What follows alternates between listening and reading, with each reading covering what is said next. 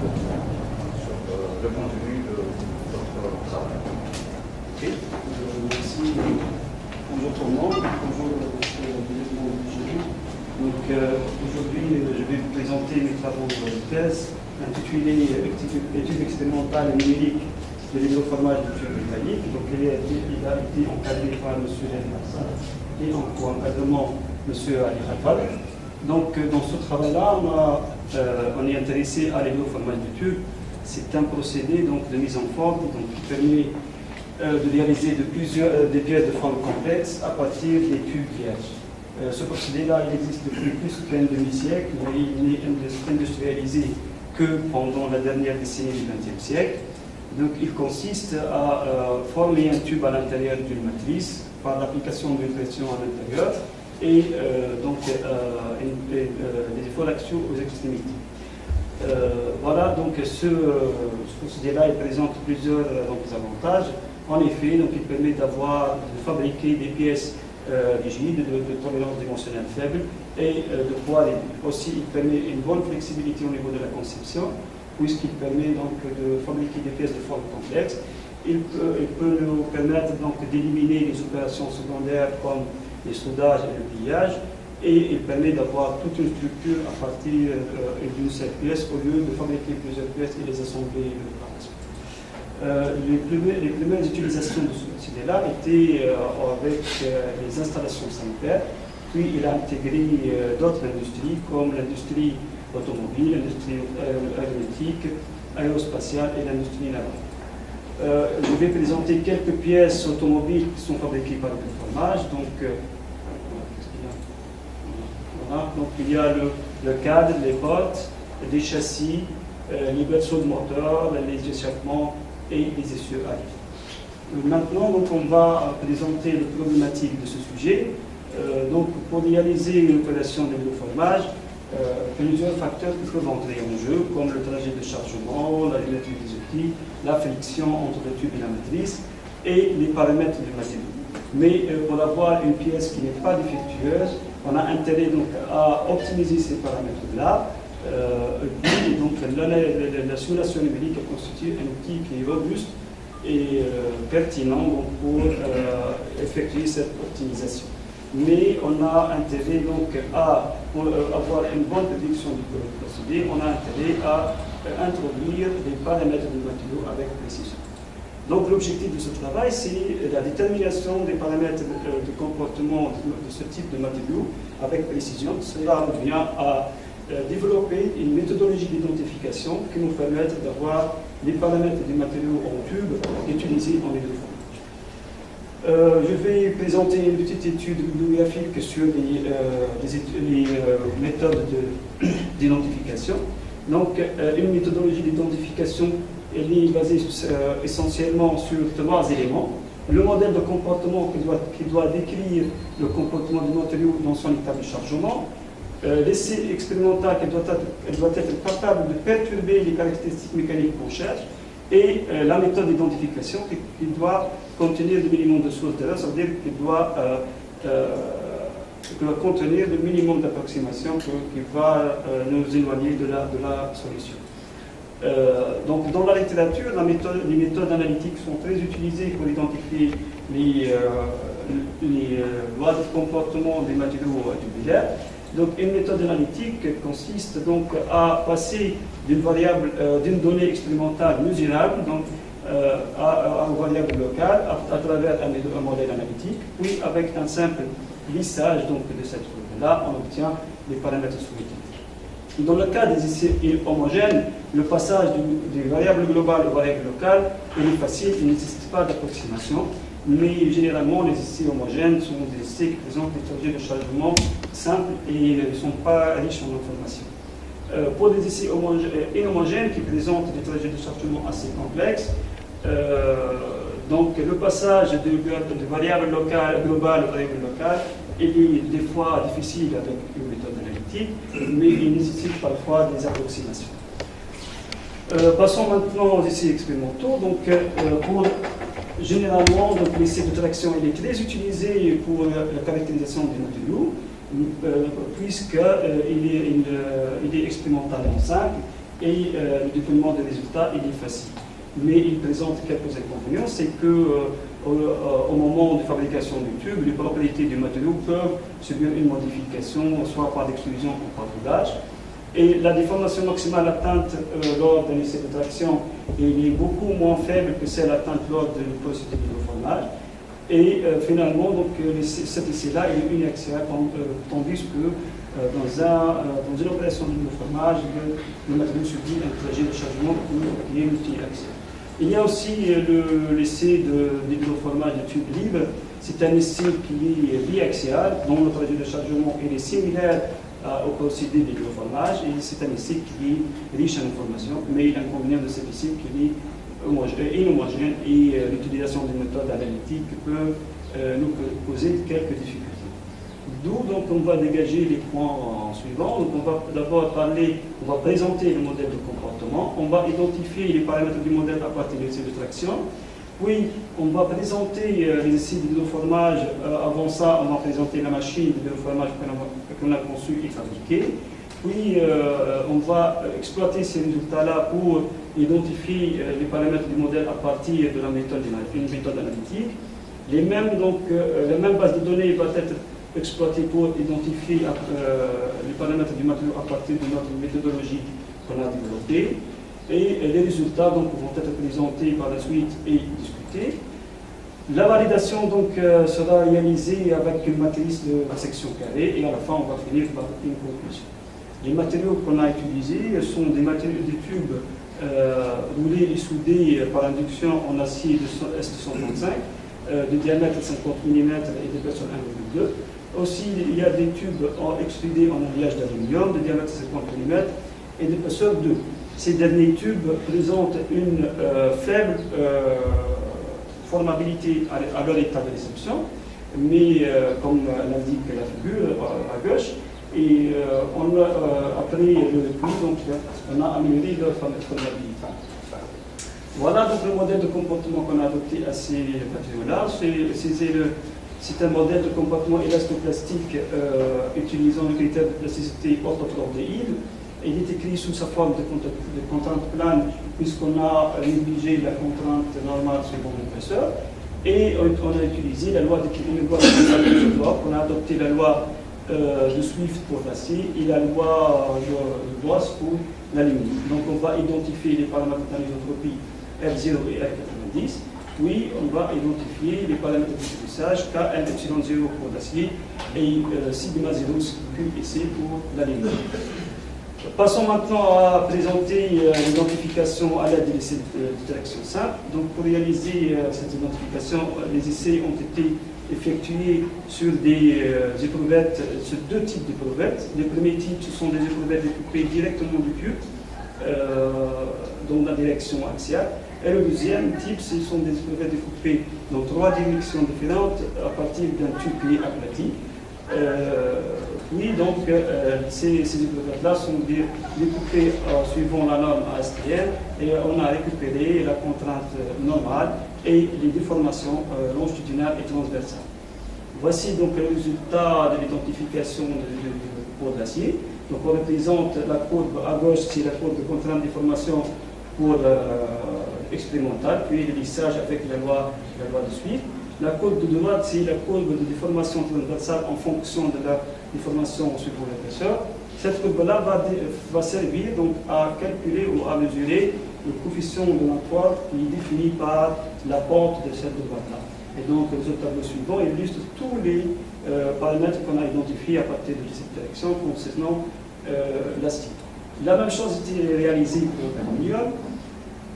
Puis, donc, avant de réaliser notre identification analytique, on va présenter d'abord les essais expérimentaux en hydroformage de tube. Mais avant ça, on va présenter la machine qu'on a conçue et fabriquée, donc la machine d'hydroformage de tube. C'est une machine qu'on a conçue et donc elle a été fabriquée en sous-traitance par la société A2M conformément au dossier de conception qu'on a fourni. Elle mesure 2 mètres de longueur, 1 mètre de hauteur et 70 cm de largeur. C'est une machine qui présente une capacité de gonflement de 700 bars et des efforts axiaux de 20 tonnes. C'est une machine qui présente une bonne flexibilité puisqu'elle permet de gonfler des tubes à diamètre et épaisseur différents. Et la largeur de gonflement peut aller jusqu'à 120 mm. Deux configurations sont possibles avec cette machine. On peut soit gonfler des tubes à extrémité fixe ou en déplaçant les extrémités et en exerçant des efforts d'action. Cette machine est composée essentiellement de deux grandes matrices. La première, elle est fixe sur la table et la deuxième peut changer de position pour varier la zone libre et la zone libre grâce aux deux lumières qui sont posées ici. Et puis, donc, la première configuration, on utilise des pistons et des matrices intérieures de forme conique. Et donc, la fixation de l'extrémité du tube va être assurée par l'évasement de ce tube-là, donc entre les deux formes coniques. Dans la deuxième configuration, donc, les pistons et la matrice conique vont être remplacés par d'autres cylindriques, et donc seulement que ce piston-là présente une légère conicité à son extrémité pour être coincé à l'intérieur du tube. Et comme ça, on peut voir donc, le déplacement et l'étanchéité en même temps. Voici donc, on va présenter les essais du déformage. On a réalisé deux campagnes d'essais. La première campagne d'essai est réalisée sur des tubes à extrémité fixe, de largeur et la zone gonflée est de 60 mm. On a gonflé des tubes jusqu'à l'éclatement, puis on a récupéré la pression et la hauteur au pôle grâce aux deux capteurs qui sont installés sur la machine. La deuxième campagne d'essai consiste donc à imprimer un dépôt de grille d'abord sur le tube, puis de gonfler plusieurs tubes à différents stades de pression. Donc l'identification analytique, on va la présenter maintenant. Voilà, pour déterminer une déformation équivalente, elle est déterminée à partir de cette équation-là, et les composantes du tenseur de déformation, elle est déterminée par ces relations-là, et en calculant, bien sûr, en introduisant les paramètres expérimentaux, Rθ qui est égal à la rayon initial du tube plus la hauteur gonflée, et puis l'épaisseur expérimentale. La contrainte équivalente, donc, elle est déterminée à partir de deux équations de membrane et d'équilibre qui expriment les composantes du tenseur de contrainte en fonction de la pression, l'épaisseur, le rayon de gonflement et le rayon de courbure. Les trois premiers paramètres sont mesurables soit en cours de l'essai ou en dehors de l'essai, mais le dernier paramètre, il présente une petite difficulté, c'est qu'il ne peut pas être mesuré directement avec les moyens méthodologiques qui existent. Donc, les auteurs ont proposé plusieurs méthodes pour déterminer ce rayon-là. On peut citer le modèle circulaire de Fujisawa qui assimile le profil du tube à un arc de cercle. Oui, et on peut déterminer, avec cette relation géométrique, on peut déterminer le rayon directement. Oui, le deuxième modèle, c'est le modèle elliptique de Rouen, qui assimile à une ellipse, et avec un calcul itératif, on peut déterminer le rayon F. Un troisième modèle, c'est le modèle mathématique de Alpha, qui essaie de décrire le profil du tube par un polynôme, et en calculant les coefficients de ce polynôme-là, et avec une dérivation seconde, on peut déterminer le rayon F. Voici donc les résultats de l'identification pour l'acier. D'abord, pour chaque stade de pression, donc on enregistre la pression, la hauteur au pôle et l'épaisseur. Puis, on calcule ici donc, le rayon FI pour les deux modèles circulaires elliptiques pour chaque niveau de pression, et par suite les contraintes. Même chose était réalisée pour l'aluminium. Puis maintenant, on représente les résultats obtenus. Donc, on représente la courbe à gauche, celle de l'acier. Donc, on représente la contrainte de déformation expérimentale déterminée à partir du modèle elliptique et circulaire. Puis, avec le lissage de la loi de Swift. La deuxième courbe, c'est celle de l'aluminium. Et donc, le lissage a été réalisé avec la loi de Gauss. Le tableau ci-dessous présente tous les paramètres de cuissage qui sont déterminés à partir de cette méthode analytique pour les deux matériaux. Oui, donc pour passer, donc identifier les paramètres de ce modèle à partir de notre méthodologie développée. Donc d'abord, notre méthode elle est basée sur l'essai de déformage du tube et la méthode d'identification inverse. La méthode d'identification inverse, c'est un couplage entre trois éléments. C'est les données expérimentales qui doivent être sensibles aux paramètres qu'on va identifier. Le modèle élément fini qui doit être capable d'expliquer la structure en géométrie, en chargement et en caractéristiques mécaniques, et il doit assurer la stabilité de la réponse. Puis, dernièrement, la procédure d'optimisation qui doit converger donc, vers un minimum global et éviter les minimums locaux. Cette méthode donc, elle présente plusieurs avantages puisqu'elle permet donc d'utiliser même des essais ayant un trajet de chargement complexe et des lois de comportement qui sont avancées. Aussi, un autre avantage, c'est qu'avec cette méthode, on n'utilise pas d'hypothèses. Passons maintenant au choix de la réponse expérimentale qu'on va utiliser dans notre identification. Donc, il y a soit la hauteur au pôle, soit l'épaisseur au pôle, et donc une étude préliminaire a été réalisée et présentée en août 2008, a montré que la hauteur au pôle est plus sensible aux paramètres de coulissage que l'épaisseur au pôle, donc on va utiliser la courbe de hauteur au pôle en fonction de la question. Voici donc finalement notre stratégie qu'on a utilisée pour l'identification du comportement de ces matériaux-là. Donc on a réalisé des essais de traction desquels on a récupéré les paramètres de l'isotropie. Puis on a réalisé des essais de déformage duquel on a récupéré la courbe expérimentale hauteur de pôle en fonction de la pression. On a construit un modèle élément fini auquel on a introduit les paramètres d'anisotropie issus des essais de traction et on a programmé une procédure d'optimisation qui essaie de comparer entre la réponse expérimentale et la réponse numérique et en changeant à chaque fois les paramètres de fixage jusqu'à obtenir donc des paramètres qui donnent l'erreur minimale entre ces deux paramètres. Voilà, donc dans cette identification, on a utilisé l'algorithme d'optimisation de simplex. C'est vrai que il est classé parmi les méthodes directes, c'est le grand gagnant. C'est vrai que c'est une méthode qui est longue, qui utilise plusieurs itérations, mais c'est une méthode qui est robuste et converge généralement toujours vers un minimum global. Voilà, donc un travail préliminaire a été présenté dans un article en IJMMS en 2011, a montré la robustesse de cette méthode. Voilà, donc on a maintenant construit notre modèle élément fini qui est composé de deux entités, le tube et la matrice. On a modélisé la structure paramétrienne grâce à la symétrie matérielle et géométrique. Puis le tube il est modélisé par 500 éléments chers. Et voici donc les paramètres géométriques du modèle. Puis la pression, on a appliqué une pression linéaire qui allait de 0 à 23 mégapascales pour l'acier et de 0 à 10 mégapascales pour l'aluminium. La matrice a été modélisée en tant que rigide analytique. Puis le coefficient de frottement entre la matrice et le tube il est fixé à 0,08. Les résultats de l'identification. Donc on représente ici la courbe d'autopole en fonction de la pression pour les deux matériaux. Là c'est la courbe expérimentale. Puis la courbe en bleu, c'est la courbe qu'on a récupérée à la fin de la convergence de la procédure inverse. En bas, voici, donc on représente les coefficients qu'on a obtenus à la fin de l'identification inverse.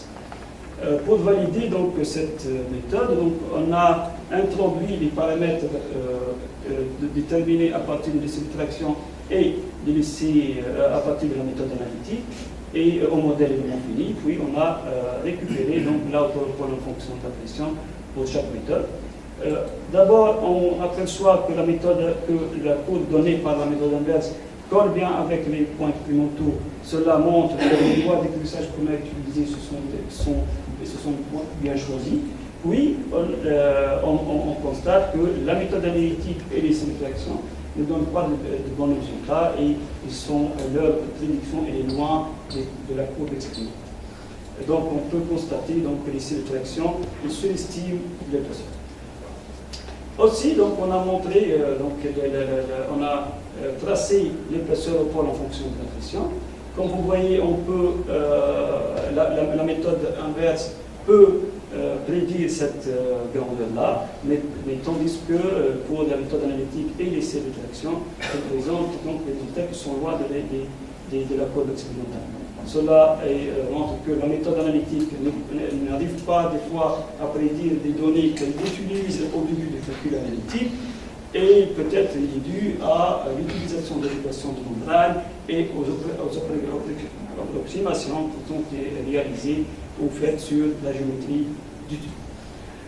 Donc la même chose est constatée pour la déformation circonférentielle. Puis on a donc tracé les profils du tube pour différents stades de pression et on a superposé avec les courbes prédites par la méthode Elchez. Donc on peut apercevoir que les courbes prédites collent bien avec les courbes expérimentales. Un travail de Lianfa et Cheng a réussi à coller quelques profils avec leur identification cognitive, mais dans leur travail, ils ont présenté d'abord quelques stades de pression, 2 ou 3 stades de pression. Aussi, ils ont oublié les extrémités. Parce que ici, on arrive à coller même aux extrémités, parce que ce phénomène-là il dépend en grande partie du rayon d'entrée de la matrice. Et par contre, Lianfa et Cheng ont omis cette partie.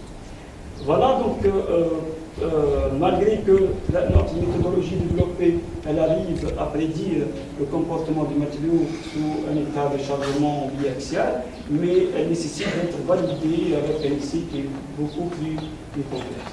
Donc on va valider notre méthodologie en utilisant un cas de déformage plus concret, qui est le déformage en utilisant une matrice de section carrée. Voici, donc avant tout ça, donc, on va réaliser l'étude du limite pour voir l'influence du paramètre qu'on a identifié sur la réponse avec laquelle on va valider. Donc pour cela, on va analyser l'effet du coefficient d'éclissage n du paramètre d'anisotropie R0 et R90, puis le coefficient de frottement mu sur le gonflement d'un tube à l'intérieur d'une matrice de section carrée. Voici le modèle d'élément fini qu'on a construit. Il est constitué de 3 éléments, donc la matrice cylindrique, la matrice carrée et le tube. Et donc le tube il est modélisé par 1302 éléments type solide. Voilà, donc pour étudier l'influence de N, donc on a fixé le module de crissage K à 500 mPa et on a considéré le cas isotrope sans frottement. Puis le coefficient N il est changé, il est varié entre 0,2, 0,3 et 0,4. Ici on représente les isovaleurs de déformation suivant l'épaisseur. Donc ici on constate lorsque on augmente N, la déformation maximale normale elle augmente et donc la formabilité de matériau augmente. La même chose elle est observée donc lorsqu'on trace la courbe de la distribution de l'épaisseur à l'intérieur de la section transversale donc qui appartient au plan médian du cube. Voilà, donc pour étudier l'influence de R0, donc on garde les mêmes paramètres, sauf que ce coefficient est varié entre 0,51 et 1,5. Voilà, donc on représente ici les déformations normales. On peut observer que la variation ou l'influence de ce paramètre sur cette réponse n'est pas significative, mais ici, en traçant la courbe de l'épaisseur donc on peut quand même apercevoir, donc lorsque on augmente ce paramètre-là, la différence entre l'épaisseur minimale et l'épaisseur maximale dans un libre augmente et par suite, donc l'augmentation de ce paramètre-là va produire la mauvaise distribution de l'épaisseur dans la station. Pour étudier l'influence des R90, donc on a utilisé aussi les mêmes valeurs, 0,5, 1 et 1,5. Puis en traçant ces courbes-là, les isovaleurs de la déformation, on peut constater que l'influence de ce paramètre-là est beaucoup plus importante que le dernier. Et en augmentant donc ce coefficient-là, donc la déformation epsilon 3 diminue plutôt, et la formabilité du matériau diminue. Et en traçant donc la courbe des épaisseurs, donc on peut constater que lorsqu'on augmente ce coefficient-là, la distribution de l'épaisseur dans la section transversale, donc elle s'améliore et elle devient plus uniforme. Le dernier coefficient, c'est le coefficient de frottement. Donc, en analysant donc, les courbes de déformation, on peut constater, soit à partir des isomètres de déformation ou de la courbe des épaisseurs, que ces coefficients-là ne présentent pas une grande influence. Mais peut-être on peut observer ça clairement lorsque on utilise des coefficients de frottement qui sont plus élevés. Parce que si on utilise seulement 0, 0,05 et 0,1, peut-être on ne peut pas conclure une grande chose. Voilà, donc pour ici de validation, on a fabriqué une matrice de section carrée qu'on a montée sur la même machine et elle est intercalée entre les deux matrices. Voici des images réelles de cette matrice-là. À gauche, lorsqu'elle est ouverte, et à droite, lorsqu'elle est fermée. Puis, on a réalisé deux essais de gonflement dans une de cette matrice carrée pour chaque type de matériau et pour deux pressions différentes. Donc à la fin, donc, on introduit les paramètres identifiés au modèle élément fini du gonflement dans une matrice carrée, et puis on trace donc la courbe de distribution de l'épaisseur expérimentale superposée avec les courbes prédites par la méthode, notre méthodologie inverse et la méthode analytique. Donc on enregistre ici un décalage de 0,94% pour la méthode inverse et de 2,83% pour la méthode analytique. Ici, pour l'acier, on constate qu'on arrive, avec notre méthodologie développée, on arrive à prédire même un comportement sur un état d'échauffement plus complexe que ces hydroformages libres qui inversent. Puis, en analysant donc, la même courbe mais pour l'aluminium, donc on aperçoit un décalage de 16% pour la méthode inverse et 12,25% pour la méthode analytique. Et ce décalage-là, cet écart-là peut être dû à la non-suffisance du modèle de comportement qu'on a utilisé.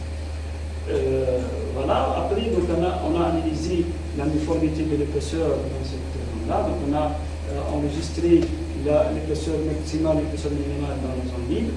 Et donc on aperçoit un décalage ou un écart qui est faible pour l'acier. Cela est dû au coefficient d'anisotropie qui est élevé, qui est de l'ordre de 1,5.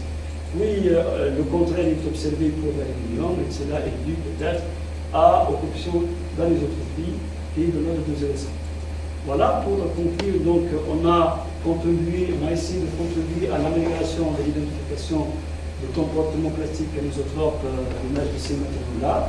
Donc, on a utilisé deux méthodes de la littérature, la méthode utilisant l'essai de traction et la deuxième méthode utilisant l'essai d'hydroformage et une méthode analytique. Puis on a développé une méthode qui est basée sur l'hydroformage de tube libre et la méthode inverse. On a d'abord observé que la traction surestime la pression de gonflement, que la méthode analytique n'arrive pas des fois à prédire des choses, des variables ou des paramètres qui sont déjà introduits lors du calcul analytique. Et notre méthodologie développée, elle a présenté une bonne efficacité pour prédire l'essai d'hydroformage libre.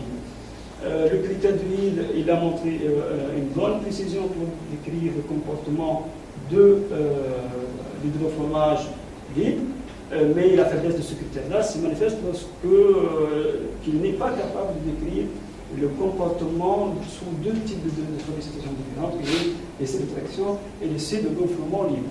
On a testé donc ces paramètres-là sur un cas d'hydroformage concret, c'est le déformage d'un tube à l'intérieur d'une matrice carrée.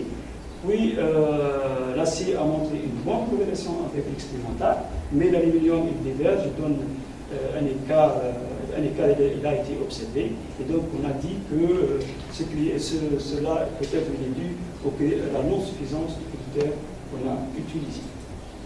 Donc, comme perspective, on peut dire qu'on peut utiliser d'autres critères qui sont plus avancés et dont le nombre de paramètres est plus important, donc comme les critères non quadratiques. On peut exploiter la flexibilité de notre machine pour développer d'autres essais qui ont des chemins de chargement plus complexes. Cela peut-être nécessite d'équiper cette machine avec une centrale hydraulique pour contrôler le trajet de chargement entre la pression de gonflement et le déplacement axial. Et puis, donc, on peut valider avec un produit, avec une matrice qui est plus complexe que celle-ci, et donc pour voir la robustesse de votre méthodologie.